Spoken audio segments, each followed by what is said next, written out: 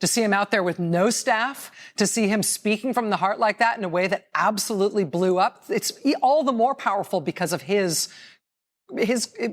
personality, because of his quietness. And that's what makes it the Hollywood moment. It is the Mr. Smith moment because he is, as you put it, mild-mannered when you were talking about it and soft-spoken. It wasn't the person anybody expected this from. Let me give you one more technical detail about this that was fascinating for me. And that is that when a senator rises to speak, there is a microphone that is attached to their desk. And they pull it right out. It looks like a pen. It looks like a black pen like this, and they pull it right out. Oh, yeah, and they put it on their lapel, drop it. kinda. They actually tend to just drop it right in the pocket of the suit coat, right? You see, that's what Ted Cruz's microphone, that's where it is before Michael Bennet starts speaking.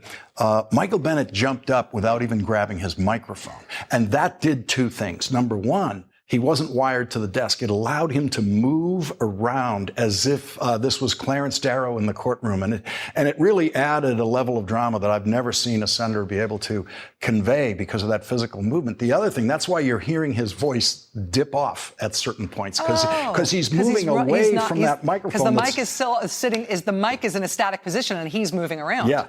And then the other part of it is this.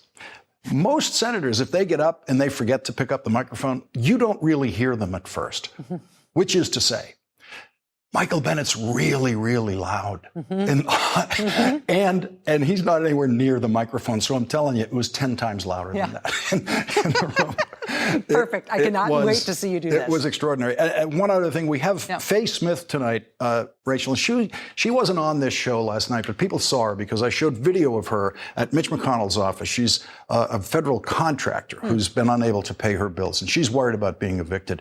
And she reached our audience last night like no one I've ever seen. I was getting phone calls and texts from people wanting to help her, wanting to know what's happening with her. And so Faye Smith is now going to join us as a guest tonight. And she's got a lot to tell us about what's happened since she went to Mitch McConnell's office yesterday. That's amazing. Well done, my friend. Well Thank done. you, Rachel. Thanks, Lawrence. Thank you.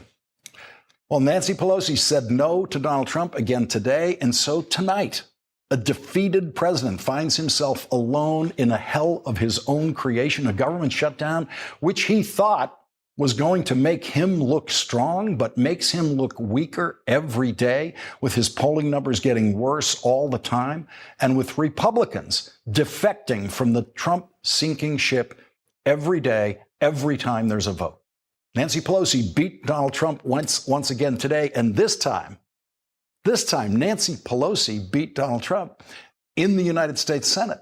The Senate took up a spending bill, which Nancy Pelosi had passed through the House of Representatives, which would reopen the government for a few weeks, and it won a majority vote, including 6 Republican votes. Those were 6 Republican Senate votes for what Nancy Pelosi wants, and against 6 votes against what Donald Trump wants. Senators Mitt Romney, Lamar Alexander, Susan Collins, Lisa Murkowski, Johnny Isakson, Cory Gardner, all Republicans, all cast their votes in favor of their federal government worker constituents, the government workers in their states who are suffering, and they cast those votes against Donald Trump. The vote was 52 to 44. And when President Trump's bill came to a vote, it actually came to a vote first in the United States Senate today. All of those Republicans who voted for the Pelosi bill after the Trump bill, they voted for the Trump bill. But 2 Republicans voted against the Trump bill, and so the vote on the Trump bill was 50-47. Each bill needed 60 votes to pass. And now the Republican Senate leader and the Democratic leader, Chuck Schumer, are discussing what happens next. And no one knows what happens next, least of all President Trump. President Trump says he will support whatever Chuck Schumer and Mitch McConnell agree on. But Donald Trump said that the last time that Chuck Schumer and Mitch McConnell agreed on a spending bill, which they then passed through the United States Senate unanimously in December. And after they did that, and after Donald Trump promised that he was going to sign it, he changed his mind after they passed the bill. Donald Trump said he was now opposed to it. And so today, reporters pressed the president on exactly what he would be willing to accept. To reopen the temporary spending without money for the wall, would you just to reopen the... Well, I wouldn't be happy with it. I wouldn't be happy. But we have a lot of alternatives. Wouldn't be happy with it? Wouldn't be happy with it? He didn't say he would veto it. That's what he's supposed to say if he's going to veto it. Well, the normal president wouldn't be happy with it means that he would sign it. But this is Donald Trump, and so no one has any idea what he means. Here is one of the alternatives for reopening the government, whatever that means, that the president suggested today and that no one understood. One of the ideas suggested is they open it, they pay a sort of a prorated down payment for the wall. Well, here's Nancy Pelosi's masterful response to whatever that was. He's now saying he wants a large down payment for the wall. Is that an acceptable? But that is not a reasonable agreement between the senators. Do you know what he's talking about? What size down payment he's asking I don't for? know if he knows what he's talking about. What about a 3-week prorated payment? I don't know what that means. You cannot go wrong with the American public saying you do not know what Donald Trump means. No one does most of the time. That Donald Trump has the worst cabinet in history and the worst White House staff in history is beyond dispute. The most incompetent staffs and cabinet in history. What is now sadly beyond dispute is that Donald Trump has the cruelest White House staff and the cruelest cabinet in history. And this is a truly vicious form of cruelty. It's the kind of cruelty that is so oblivious to the way real people live that there's no limit to how much harm they can do to those people because of that obliviousness. I have shown you on this program the president's top economic advisor saying on video that he believed the government shutdown was like giving federal workers vacations. He said that with a smile filled with the cruelty of the oblivious man. It was Commerce Secretary Wilbur Ross's turn today. Wilbur Ross is a billionaire who is possibly the most corrupt and certainly the most incompetent Commerce Secretary in history. And he said he can't understand why government workers are going to homeless shelters to get food because they should just take care of themselves by getting loans. Wilbur Ross doesn't know that when you're not Wilbur Ross, you can't get bank loans instantly. He doesn't know what it is to be denied credit. And the credit union in his own department, the Commerce Department Credit Union, is charging 9% on personal loans if you can qualify for one. If anyone working in the Commerce Department or anywhere else in the federal government were to ask Wilbur Ross, how much of a loan should I get for how long? He has no idea. Nancy Pelosi said this about Wilbur Ross's suggestion that 800,000 federal government workers should do what he's always been able to do when his businesses hit a bump in the cash flow, just pick up a phone and get a loan. I don't know, is this the let them eat cake kind of attitude, or call your father for money, or this is character building for you? It's all going to end up very well, just as long as you don't get your paychecks. Joining our discussion now, Jason Johnson, politics editor at TheRoot.com and an MSNBC contributor, and Adam Gentleson, the former deputy chief of staff to Senator Harry Reid. Adam, I wanted to begin with you with what you saw in the Senate today. We saw 6 Republicans cross over to the Democrats on a bill that did not include any funding for the wall. As this proceeds, that 6 could easily double, and then it could easily triple. Yeah, this was an important vote because, while the top line was that both bills failed, but beneath the surface, there was some significant movement, and 6 Republicans defecting to the Democratic side. Obviously, it didn't get you to a point where the bill can pass, but that's the kind of movement that starts to trigger big momentum shifts among senators. And senators look at that vote, and they see the Democratic side gaining momentum. So Chuck Schumer emerged much stronger from this vote today than he was before it, and McConnell's position has been significantly weakened. McConnell may want to be getting weaker because he may be wanting to show Trump that he can't hold the line much longer. But the bottom line was that today was a good vote for Democrats, and Chuck Schumer emerged from that vote much stronger than he was before he went into it. Yeah, and Jason, that's one of those things that everyone working in the Senate knows, and I think a lot of the press knows, but people out there tend not to, that you can lose a vote in the Senate. Like Mitch McConnell, you can come up on the short end of a vote and be glad that you did, because you're actually trying to teach a lesson to the unreasonable people on your side, which in Mitch McConnell's case includes Donald Trump. And so what you didn't see today was anybody attacking those 6 Republican senators for going across the aisle. There's no indication that they're paying any price, even with Donald Trump. Yeah, Lawrence, what we're getting to here is we're past the performance art part of these wall negotiations, and now we're going to get some actual work done. Nobody wants to be the 60th vote, but everybody's happy to be 57, 58, or 59th.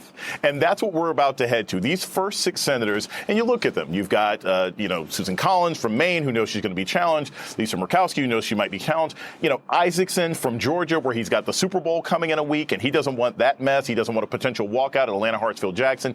You have a lot of different senators, sometimes from red states, sometimes from blue states, who are saying, hey, look, we need to get this done. They're providing the cover.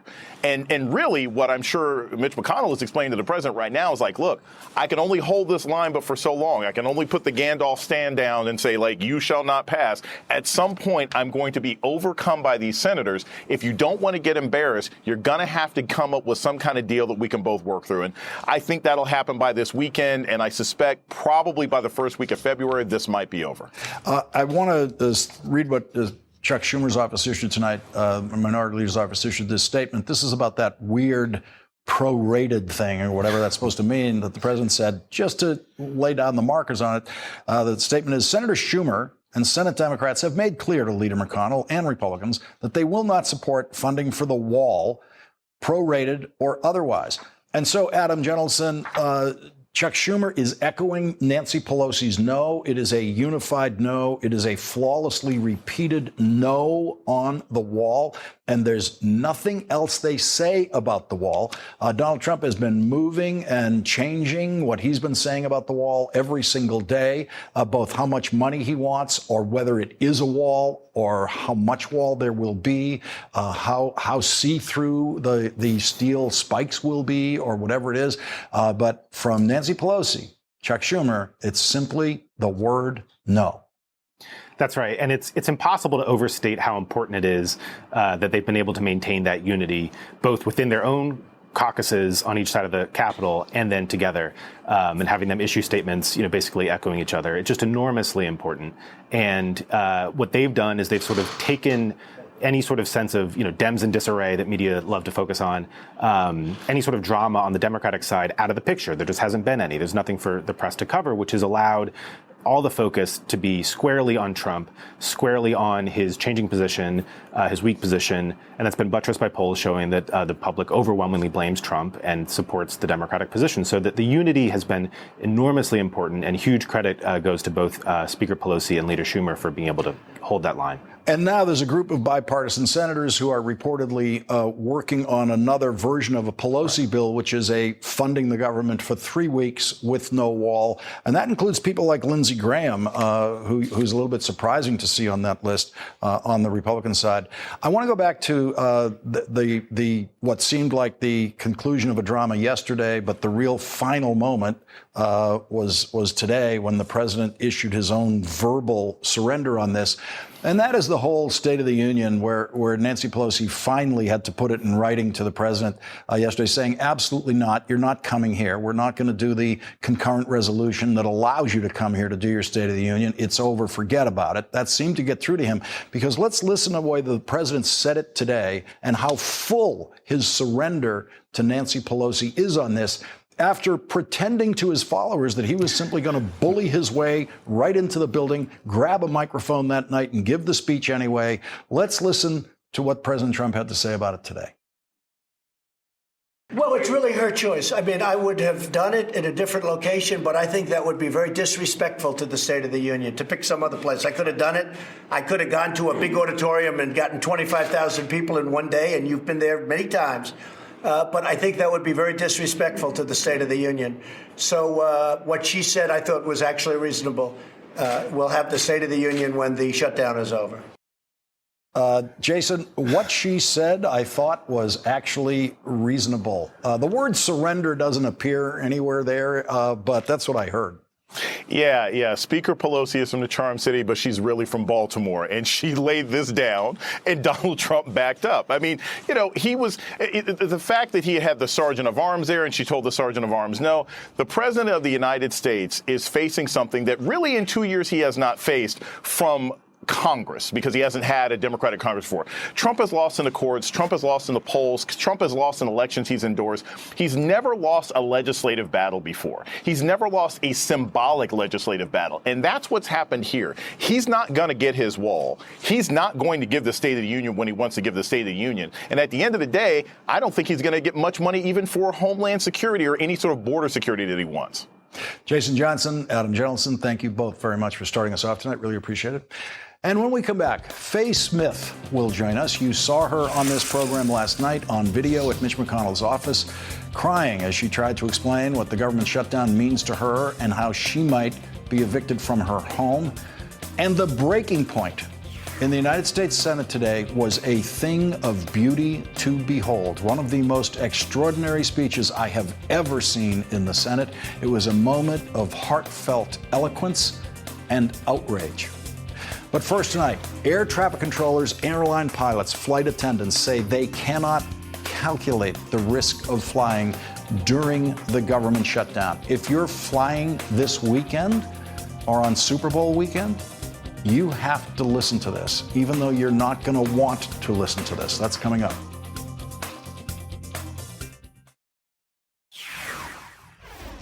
Captain Sully Sullenberger tweeted this about the government shutdown.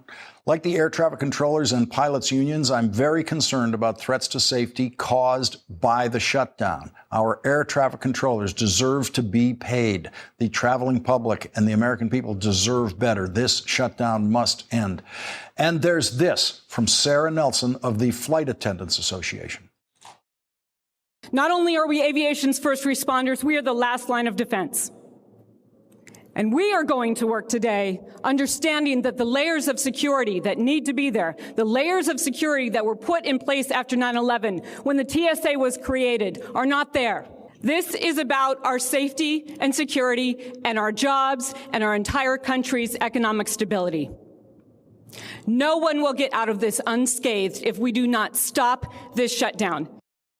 Because of the government shutdown, the TSA announced that unpaid TSA officers who refused to work hit a record high last weekend, and now air traffic controllers, pilots, and flight attendants are warning travelers they cannot guarantee their safety, saying, quote, "We cannot even calculate the level of risk currently at play, nor predict the point at which the entire system will break. And when that system breaks, people die." The Washington Post reports that unpaid air traffic controllers are waiting tables and driving for Uber in the time left over from their 10-hour shifts, tracking the position and speed of aircraft to prevent collisions. Joining our discussion now is Trish Gilbert, Executive Vice President of the National Air Traffic Controllers Association. She was on air traffic control for 21 years. And Sarah Nelson, President of the Association of Flight Attendants. She has been a flight attendant for 23 years. Trish Gilbert, I flew a couple of weekends ago and immediately tweeted my thanks to the air traffic controllers when we miraculously took off on time and landed early. And there wasn't much attention then to what was going on in air traffic. I was very concerned about it. Where are we now, and what is it like trying to, for air traffic controllers trying to do their full work shifts, concentrate on that air traffic while they're worrying about how they pay the rent? So, we're 34 days in, much too long already. Mm-hmm. It's unreasonable and it's reckless. Air traffic controllers' main job is to prevent planes from hitting each other. Yes. That is giving them turns, giving them climbs and descents to miss other planes. They need to be focused on doing that job 100% of the time. They shouldn't be driving for Uber before their shift. They shouldn't be waiting tables. They should be getting rested. The fatigue matters. The stress matters. They're not sleeping at night now because they're worried about not just the paycheck they've missed and the next one they're going to miss tomorrow, but how long is this going to go on? Are they going to have to sell their house? Are they going to have to sell cars? Are they going to have to keep their children out of college? What are they? They don't have any idea when they're going to get their life back. Their life is on hold, and they're making day-to-day decisions for something that they did not asked to be a part of. They're political pawns in a reckless game of chicken, and they need to be pulled out of that game. They need to be able to do their job and do it with 100% of the people that are furloughed that need to be there to support them. Quality assurance specialists, training specialists, airspace and procedures people. Those are key people to get us ready for the Super Bowl and the extra traffic that we're going to have flying in and out of Atlanta. We're already looking at delaying the planning for the Daytona 500 and the NASCAR circuit and Sun and Flood and the fly-ins. All that extra stuff is sitting by the wayside on top of the lack of maintenance on equipment because we are on fix-on-fail policy now at the FAA, and that is unacceptable, and it's reckless. It needs to end soon. Sarah Nelson, what's the awareness of your passengers these days? Are they a couple of weeks ago? I didn't detect anyone was really concerned about this, but I suspect by now it's finally registered with the passengers that there is a new, strange kind of risk involved in air travel. Look, people are asking and the crews are asking. We're actually getting requests to our union. We're getting tons of mail to our union asking, is it safe to fly? Just listen to what Trish just said. Sarah, when you say that, you're saying flying professionals, flight attendants are saying, is it safe to fly? Yes, they are. They are asking that question. Listen to what Trish just said, okay?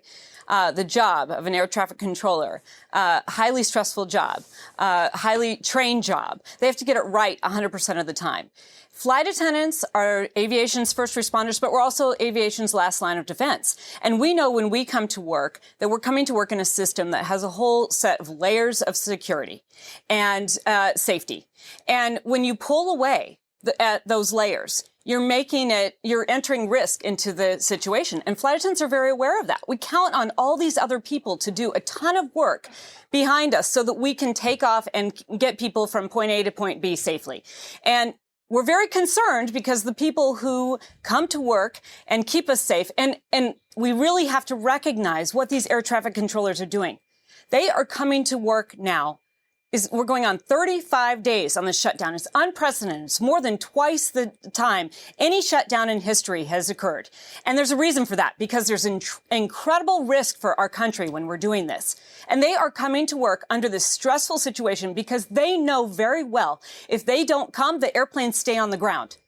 And maybe we will avoid casualty by doing that and loss of life, but we are going to have massive catastrophic economic pressure on this country. There will be massive job loss and no one will get away unscathed. So these people coming to work are doing it for all of us, and they're working very hard to keep us safe, and they're making sure that it stays safe.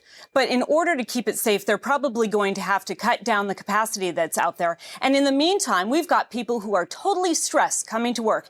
And my members are very aware of that, and they're asking questions about it. And the traveling public is asking questions about it, too. And Trish, what's your quick answer to your friends and loved ones who ask you, is it safe to fly now? Sarah had it right on the head. We're going to adjust capacity. Because we do have a 30-year low in fully certified air traffic controllers. So we're already working the overtime. And we haven't been hiring since the shutdown started, so we're losing people coming in the front door. And we have 20% and 45% in the New York area, but 20% nationwide eligible to retire. And they are frustrated and looking at retiring before they were ready to. So that would leave us at a situation where we couldn't staff our towers and our radar rooms across the country, which means planes will stay on the ground if we can't put them safely in the air. Trish Gilbert, Sarah Nelson, thank you both for joining us tonight. Really important information. Thank you. And when we come back, the woman who went to Mitch McConnell's office yesterday to try to tell him about her fears of the government shutdown and how she might be evicted. Faye Smith will join us.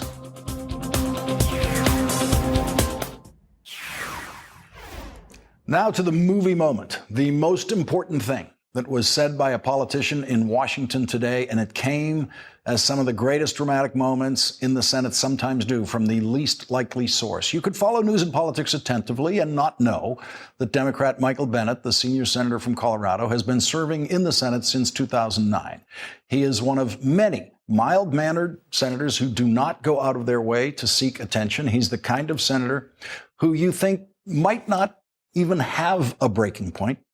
But that breaking point came today on the 34th day of the government shutdown that has left 800,000 federal workers unpaid. His breaking point came when Texas Senator Ted Cruz expressed his concern for some of the first responders who are not being paid. Senator Ted Cruz is the single most disliked senator in the body by Democrats and Republicans for many reasons, including the fact that Ted Cruz himself personally caused a government shutdown in 2013 at a time when 14 counties in Colorado had suffered a state of emergency from flooding, and no Republican senators or Democratic senators supported that shutdown. That was a Ted Cruz shutdown. When Ted Cruz finished speaking, Senator Bennett was so agitated that he jumped up from his seat without grabbing the microphone from his desk, but being unwired by that microphone on a senator's desk allowed him to pace the floor. And when you listen to him now, know that usually when a senator doesn't pick up that microphone, the microphone isn't really capable of picking up the senator's voice. But Michael Bennett took us back to the days in the Senate when no one ever needed a microphone. He reached into his soul and delivered a thing of beauty, perfection, something everyone who was lucky enough to be on the Senate floor today at that moment will remember for the rest of their lives, the outraged passion of the gentleman from Colorado. These crocodile tears that the senator from Texas is crying for first responders are too hard for me to take. They're too hard for me to take. Because when the senator from Texas shut this government down in 2013, my state was flooded. It was underwater. People were killed. People's houses were destroyed. Their small businesses were ruined forever. And because of the senator from Texas, this government was shut down for politics. Then he surfed to a second place finish in the Iowa caucuses. But we're of no help to the first responders, to the teachers, to the students whose schools were closed, with a federal government that was shut down because of the junior senator from Texas. Now, it's his business, not my business, why he supports a president who wants to erect a medieval barrier on the border of Texas, who wants to use eminent domain to build that wall, who wants to declare an unconstitutional emergency to build that wall. That's the business of the senator from Texas. I can assure you that in Colorado, if a president said he was going to use eminent domain to erect a barrier across the state of Colorado, across the Rocky Mountains of Colorado, he was going to steal the property of our farmers and ranchers to build his medieval wall, there wouldn't be an elected leader from our state that would support that idea. Which goes to my final point, how ludicrous it is that this government is shut down over a promise the President of the United States couldn't keep. And that America is not interested in having him keep. This idea that he was going to build a medieval wall across the southern border of Texas, take it from the farmers and ranchers that were there, and have the Mexicans pay for it, isn't true. That's why we're here. Because he's now saying the taxpayers have to pay for it. That's not what he said during his campaign. He wasn't finished. Watch now. Watch Michael Bennett as his feelings about Ted Cruz surge, and he has to hold himself back from making this even more personal than it already is. Over and over and over and over again, he said Mexico would pay for the wall. Over and over again. That was that. I was going to talk about what he said about the junior senator's father, but I'm going to let that alone. It was after that. What Donald Trump said about Ted Cruz's father is that Rafael Cruz was involved in the assassination of President John Fitzgerald Kennedy. Ted Cruz was briefly outraged by that, but has since then actually brought his wife and his children to the Trump White House and forced his children to shake the hand of the man who said their grandfather was involved in the assassination of President Kennedy. Since I left the staff of the United States Senate, I have never once wished I was back on the Senate floor. Until today, when Michael Bennet rose to speak. After this break, one of the people Senator Bennet was speaking for, Faye Smith, will join us. She went to Mitch McConnell's office to tell him that she might be evicted because of this government shutdown. Faye Smith will join us next. The most important voice on this program last night was not mine, and it was not one of our guests. It was a woman you saw only on video at Mitch McConnell's office, hoping to explain to the majority leader what was at stake for her in the shutdown. Here is what she said. I'm here today to bring my bill from Mr. Mitch McConnell to show him, if you're not familiar, I'm on a second chance program.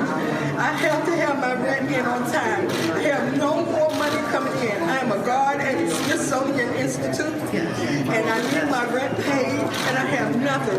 And I need to know when is he going to open things back up, because I'm about to be evicted. If I don't have my rent in by the first of next month through the second chance program, I will be evicted.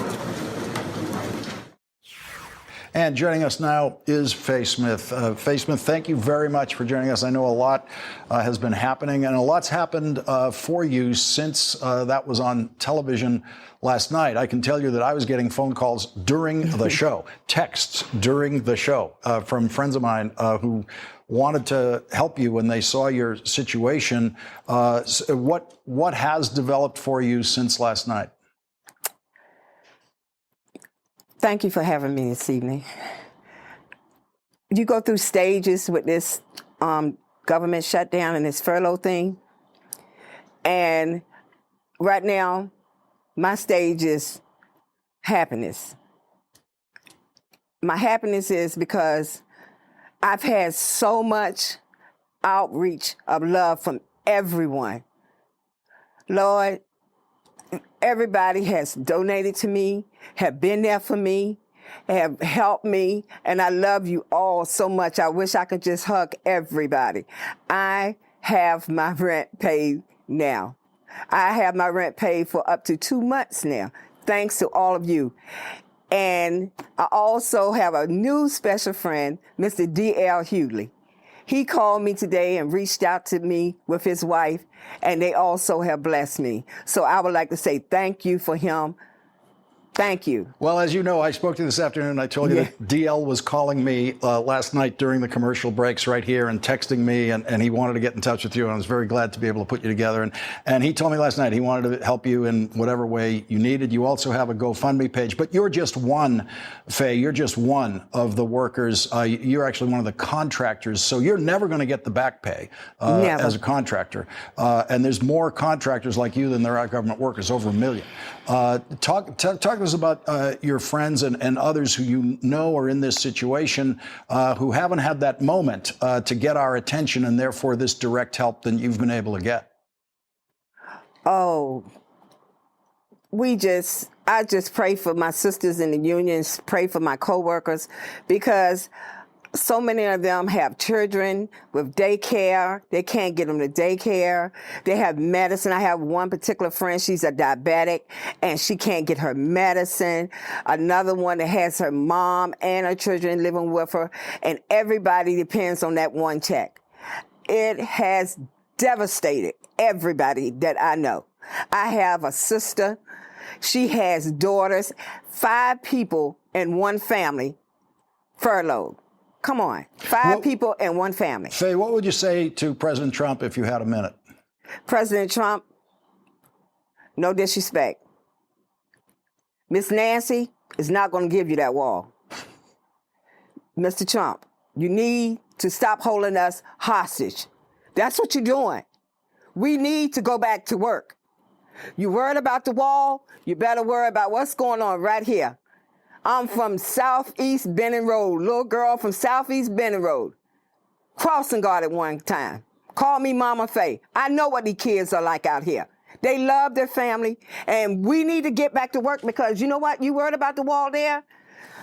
these children right here that's going on, and they can't provide for their family, it's going to be something else here.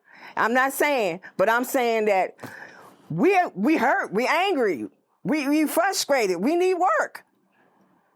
All I know is work. I've all worked hard all my life. I have 2 daughters and 2 grandchildren that I've always wanted to help with them, not support them because my daughter support her family, but I help them. And I can't even help them. I have a granddaughter in 2nd year in college. I have a grandson talking about graduating this year. I can't even help. Come on. I need you to look at around us. Don't look at what's going on in these other lands and your wall and all this. You need to look right here in Washington. You show more love to, all right, Putin, Young Kim. Show us some love. Stop it. Let us go back to work. Miss Nancy already told you. She's not going to give you the money for the wall. I think Miss Nancy is awesome. I don't like being out of work, but guess what? I know she's going to help us, and I know what she's doing it for a reason. Because everybody can't be a yes man. She's not a yes man. She is I love her. I love her. We'll leave it there, Faye. Faye Smith, thank you very, very much for joining us tonight. And I'm so glad that D.L. Hughley and others have come in to help you. Really glad that you could join us tonight. I'm glad things are better for you tonight. Great. Thank you so much. Thank you, thank you, thank you. Thank you, Faye. And we are joined now by Sam Stein, politics editor of the Daily Beast. He's also an MSNBC political analyst, and Jason Johnson is back with us. Sam, first to you, your reaction to Faye Smith. She was really the face of this suffering. I think she brought it through to people last night in a way that they'd never seen before. Well, yeah, and I mean, there's thousands, tens of thousands of stories that are emerging just like this, and it's not isolated as initially suspected in the Washington, D.C. Beltway area. It's across the country, and what we're seeing is that lawmakers are beginning to hear from their constituents. Those constituents are showing up at town halls, they're showing up at Congress, they're showing up at food banks. It's becoming a major local news story, it's becoming a major national news story, and it's beginning to move the needle a little bit. A Washington Post story that just came out a little while ago noted that within the Republican Senate caucus, there is angst. It's expressed privately, but it's there at how this is playing out, and there's a real desire for it to come to a conclusion. We're beginning to see breaks in the ranks, partly because these people are beginning to speak up about the suffering they're enduring.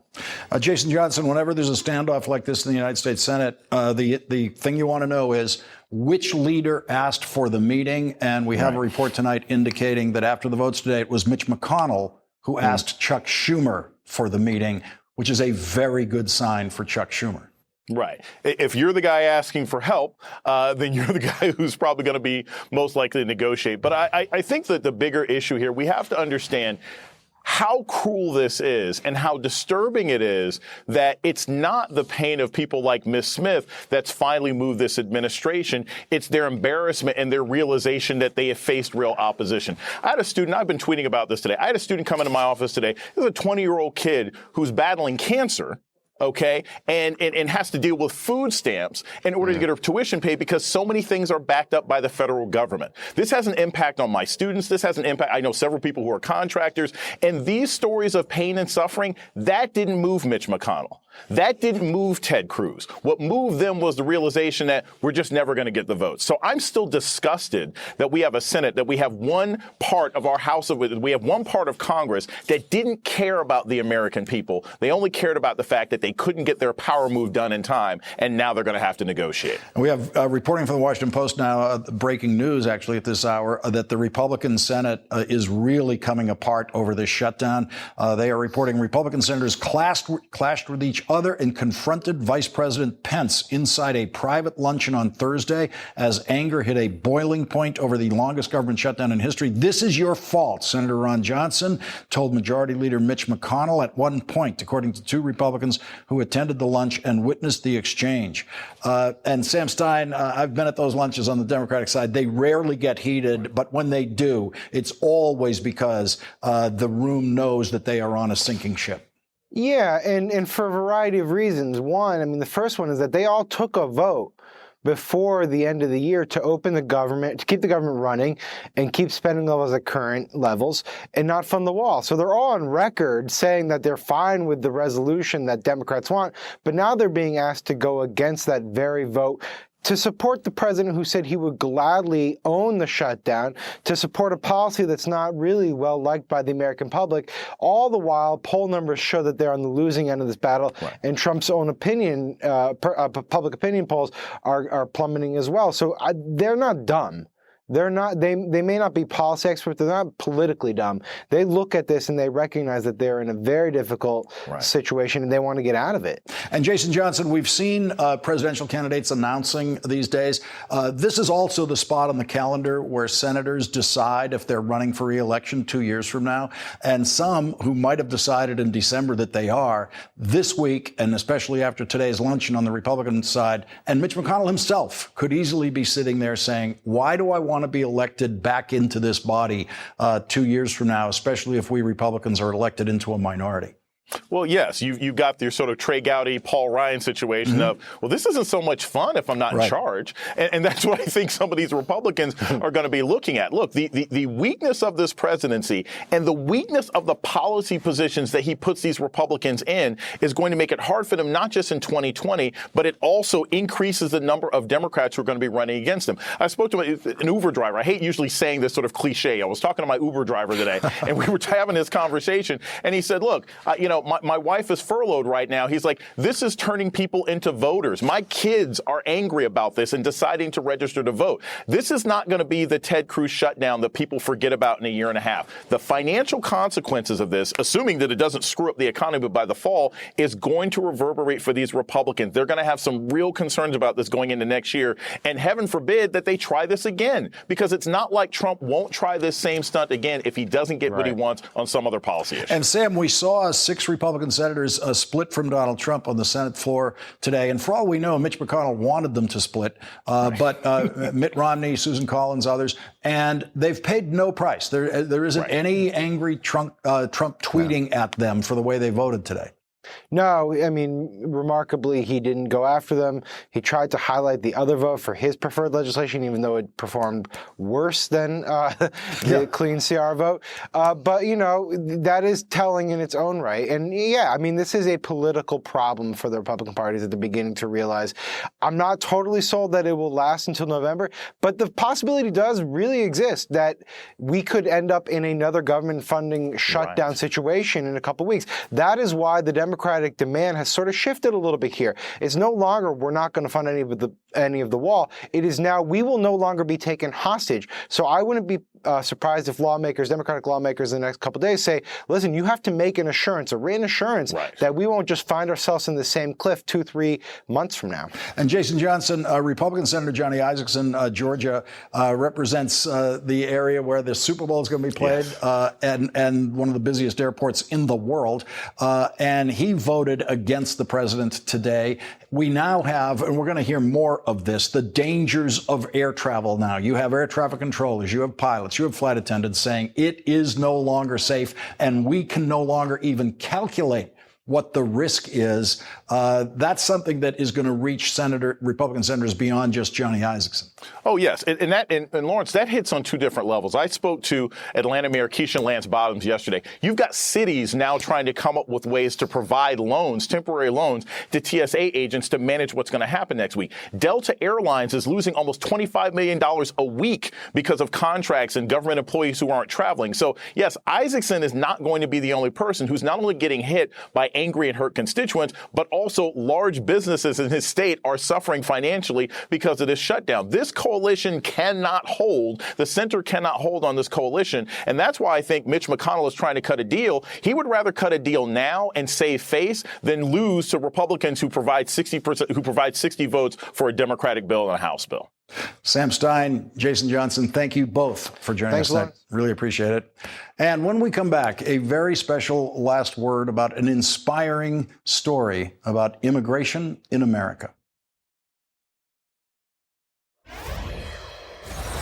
Time for tonight's last word. Anthony Reyes started at NBC News as an intern and was all of 23 years old when he joined the team that created this show 8 years ago. And it is a better show because Anthony Reyes was there at the creation. When Anthony left The Last Word, he went to work in the Treasury Department in the Obama administration and then in the California Senate for Senator Kevin De Leon, who was then the leader of the Senate.